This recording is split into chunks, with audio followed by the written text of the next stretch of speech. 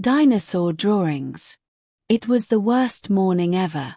When Carl woke up, he realized that he didn't do his astronomy and chemistry homework. Also, the forecast called for rain and that would affect baseball practice. Suddenly, his mother yelled, "Take out the garbage right now." When Carl returned from taking the garbage outside, he was all wet. "What a terrible day," he said. He walked to class. He put his umbrella on the shelf and sat in the third row.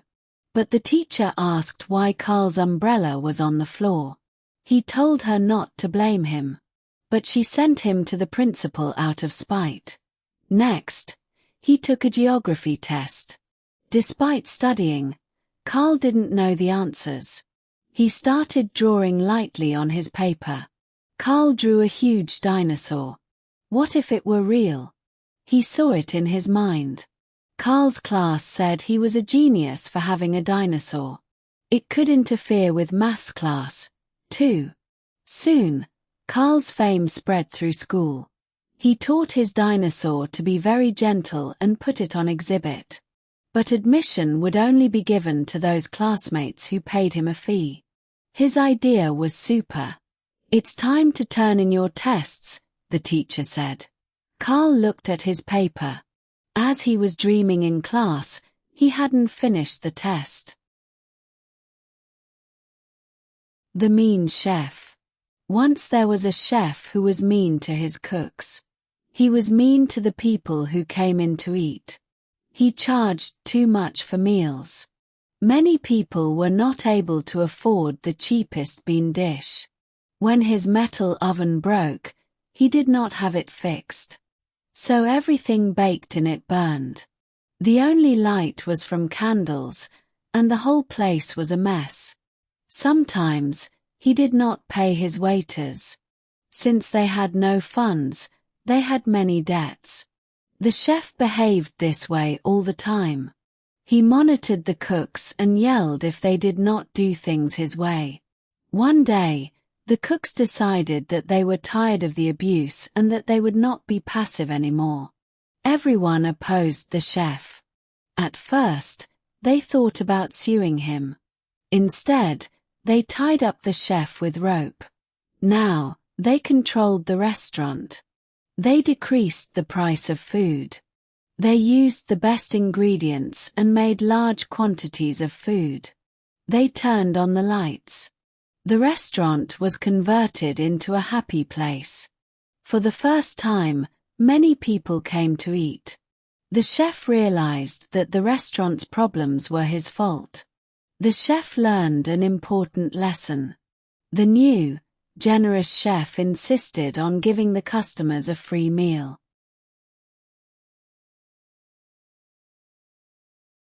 The Cat and the Fox. One day, a cat hiked on a mountain. When he reached the peak, he met a fox. They began talking about how they get away from their enemies. "I'm very smart.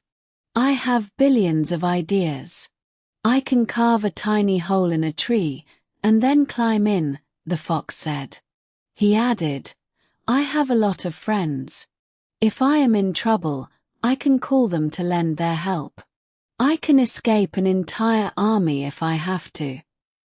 Then, the fox asked, "What are your potential plans?" The cat said, "I have only one plan." The fox said, "I hope you have good fortune, then. Do you want me to be your tutor? I can teach you many things." The cat said, "I guarantee that my plan works every time. We can quit talking about it." Soon, they saw a group of wolves. It was an emergency. The cat quickly used her plan. She ran up a tree. The fox could not decide which plan to use. "What should my initial move be? Should I consult my friends?" The fox felt intense anxiety. All he could do was spin in a circle. The wolves caught the fox. The cat was full of pride. This is proof that having a good plan is better than having many bad plans. The Good Student. Sue left her dormitory early that morning. She had even washed her uniform the night before. She wanted to look nice for the day. Sue was committed to learning, and she had a talent for getting good grades. In fact, Sue didn't sleep much. She composed a paper and found the perfect thesis about the importance of greenhouses. She also studied for her physics test. Sue was already tired. During the test, she calculated her answers. Soon, she felt sick. Her face got hot, and her vision began to blur. She was blind for a moment. The teacher saw Sue's apparent sickness. He wanted to send her to the nurse. But she wouldn't go. Sue still had a portion of the test to finish. After that, Sue went to the nurse. After seeing the secretary, she waited. A few minutes later, the nurse came in with a glass of juice and told Sue they needed to chat. "It is obvious that you have exhausted yourself," the nurse said. "If you keep working so hard, it could have severe results." "My parents tell me that all the time. I guess I shouldn't ignore them," Sue said. "You have to remind yourself it is okay to rest," the nurse said. When Sue got back to her room, she went right to bed. She made sure she got enough rest every night after that. The Lucky Knife. LVE devoted my life to studying past generations. Last year, I had a unique chance to work with my uncle. Our job was to find old treasures for a school's history foundation. He also hired a crew of students. They signed a contract to work with him. He was the boss. The place was strange, though. I dined on many things that I had never tasted before. They had an unusual flavor. We had been there about a month and hadn't found anything. One day, I began to dig in the soil. The ground's layers got wetter. Soon I was digging in the mud. My shovel began to get very heavy. It felt like it had doubled in weight because the ground had absorbed a lot of water. Finally, I saw something in the mud. It was an old knife. The handle felt smooth in my hand. I elevated it so I could see it better. There was writing on it. "It says it will bring good luck," my uncle said with a smile. "Why don't you keep it?" I put it in my tent. The next day, we found many more things. There were pots, jewelry and weapons. My uncle donated all of the things to a special committee. Many newspapers wrote stories about it. It seemed the knife really did bring good luck.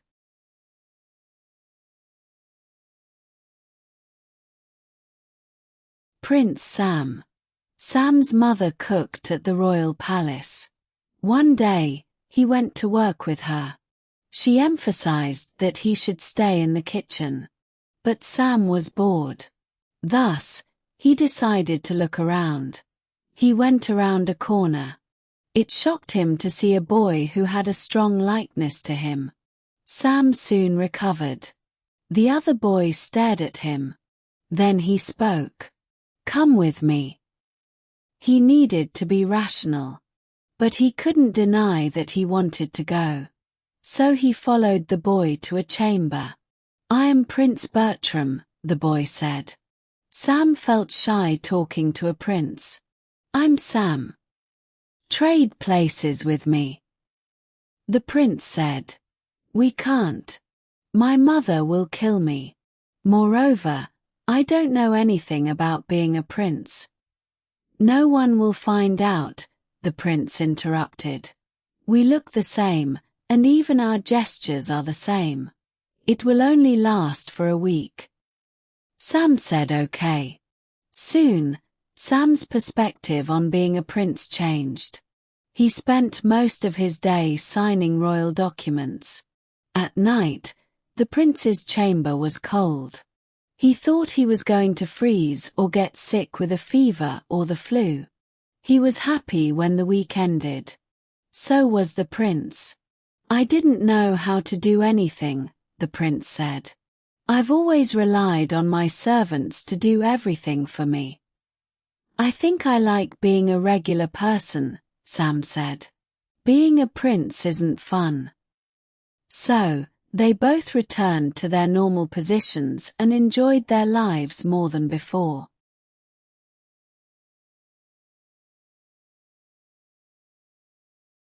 Henry Ford's famous car. My name is Henry Ford, and I invented a car called the Model T. I used to watch carriages on the streets. They fascinated me. Then I got a job as a junior mechanic. My father criticized me. He wanted me to run the farm. But I did not shift my plans.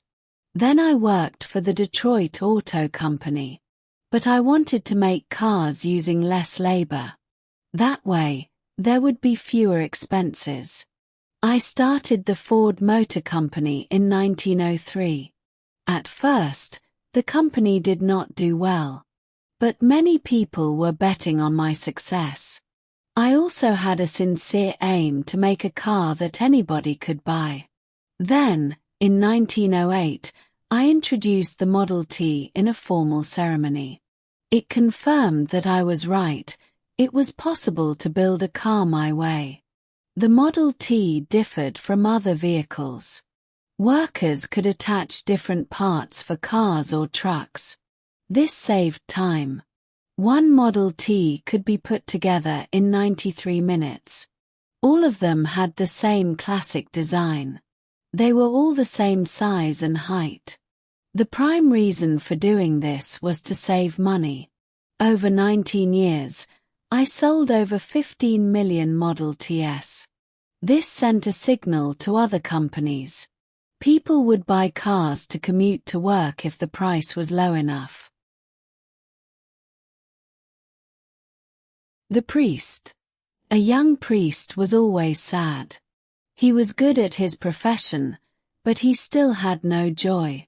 He visited a group of wise monks. When he got to the monk's house, they greeted him and let him in. The monks asked the priest, "What is the matter?" The priest said, "I should be happy, but I am not. I don't know what to do." The wise monks paused for a minute. Then one said, "We are convinced of your faith. You are a very good priest. But to find joy, you have to do more. Above all, investigate the elements of your life that you love." The priest thought that this answer was odd, but he was curious. The next day, the priest thought about his abilities. He got a few ideas, and he did not want to delay any longer. He liked to draw, so he made some cartoons. He also liked to write, so he started a diary. He was interested in agriculture, so he planted some grains. He made jam from berries. He made his own labels to put on the jars of jam. He painted his ceiling. The priest learned something. It is not too hard to be happy after all. All one has to do is find things they like doing, and do them.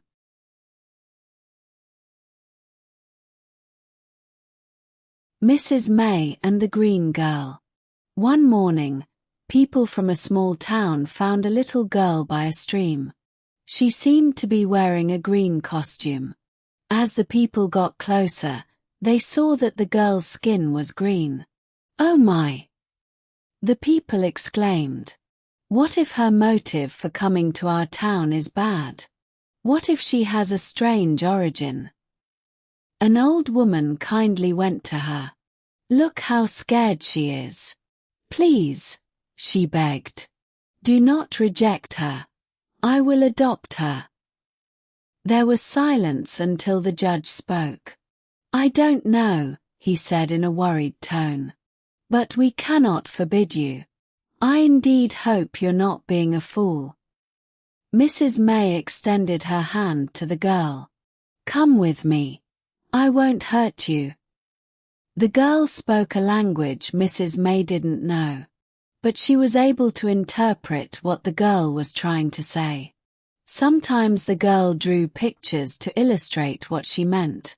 The green girl was from a place far beyond the sun. There, people lived in nests built in trees. They only ate green leaves, which made their skin green. "Well, you can't just eat leaves," Mrs. May said.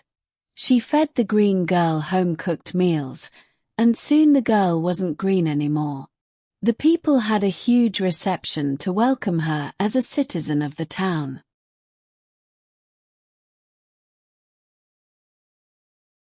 Albert Einstein. My name is Albert Einstein. Many people know about the great things I've accomplished. But I had many barriers before I became famous. I was born in Germany.